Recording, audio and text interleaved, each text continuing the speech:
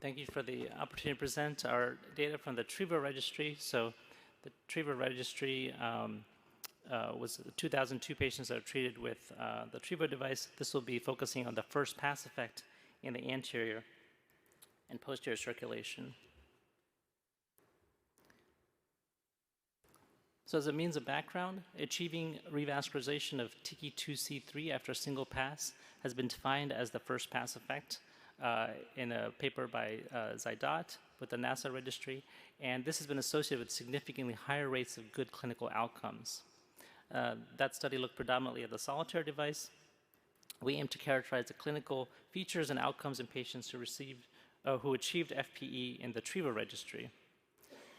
So just as a reminder, TREVO registry was a prospective registry, single arm, looking at the TREVO device 0 to 24 hours in anterior and posterior circulation.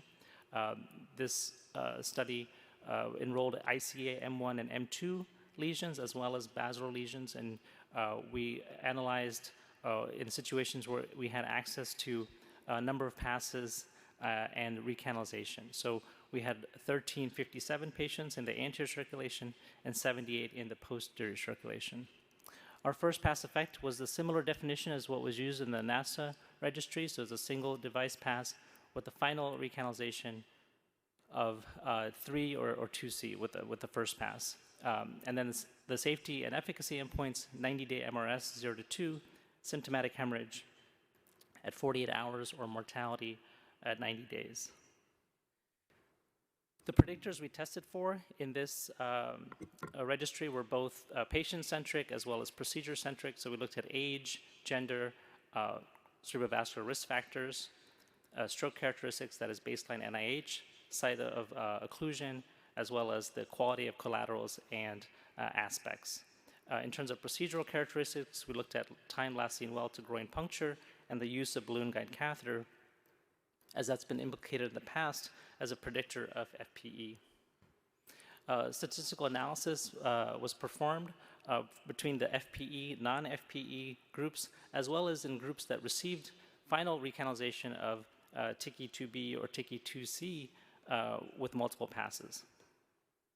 So I'll talk about the anterior circulation data first. So this was, again, patients who had thrombectomy for ICA M1 or M2 occlusion. This was 1,357 patients, and you can see that the first pass effect was 27.9%. Of the patients who did not undergo first pass effect, 18.1% did have a final recanalization of TICI2C3. This is kind of a busy slide, but it's just to look at some of the univariate comparisons between the FPE versus non-FPE group. You can see that there are some slight differences in the groups. For example, the FPE group was slightly older. This was statistically significant. There's a high rate of atrial fibrillation.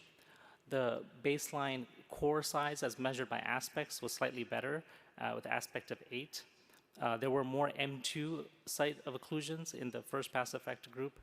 There was higher utilization of the balloon guide catheter, but again, this was non-randomized, so this is just proceduralist preference.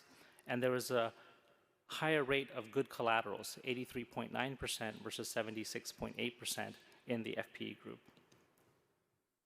In terms of the efficacy and safety endpoints, there was higher rates of good outcomes in the FPE group, 63.9% versus 53.5%, with no significant differences in the safety endpoints.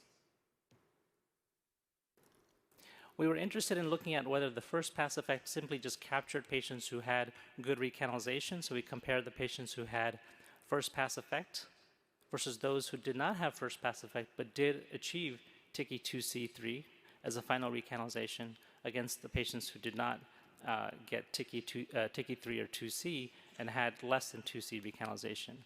And what you can see is that the benefit of the first pass effect does persist. That is, the good outcomes were 63.9% in the first pass effect group, whereas the good outcomes were 57.6% in the group that did achieve TICI2C3 recanalization with multiple passes. If you look at the emboli in distal territory, you can see that that is higher in the group that had no first pass effect, but did eventually achieve TICI 2C3 recanalization. And you can see that's even higher in the group that did not achieve TICI 3 or 2C recanalization. Again, the safety endpoints were comparable between the three groups. If we look at multivariate predictors of FPE, the predictors that we identified were both patient-specific, that is atrial fibrillation, baseline aspects, and site of occlusion. So non-IC occlusion was associated with first pass effect. I'm going to transition very briefly to the posterior circulation, where there's actually very little understanding at present about what are predictors of first pass effect. And we did some analysis. Bear in mind, these are very small sample size. So we only had 78 patients for analysis from the TREVO registry. The only significant predictor we identified for the first pass effect was gender.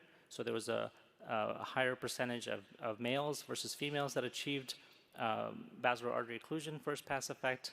And then there was really no consistent differences in the safety endpoints or the primary efficacy endpoints. So this may be limited by our sample size. So in summary, with the TREVO device, the first pass effect is associated with greater likelihood of good outcome as defined by MRS 0 to 2 at 90 days, and there is a reduced likelihood of emboli in distal territory in those patients.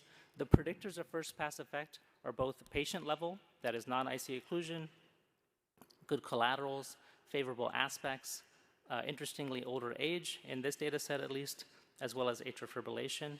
And then again, as other analyses of first pass effect that we've seen with NASA, with the Stratus registry looking at solitaire, with the ARISE 2 data looking at the EmboTrap device, the balloon guide catheter does appear to be a consistent association with the first pass effect. So in conclusion, the first pass effect may be a good early surrogate for clinical outcomes and may become a relevant early biomarker of device efficacy. But there are factors that are both patient and procedural specific that are relevant to the discussion. And we really need to focus further research on improving first pass effect for the ICA location, as this appears to be a risk factor for non-FPE. And posterior circulation FPE is very poorly understood and requires larger data sets. Thank you.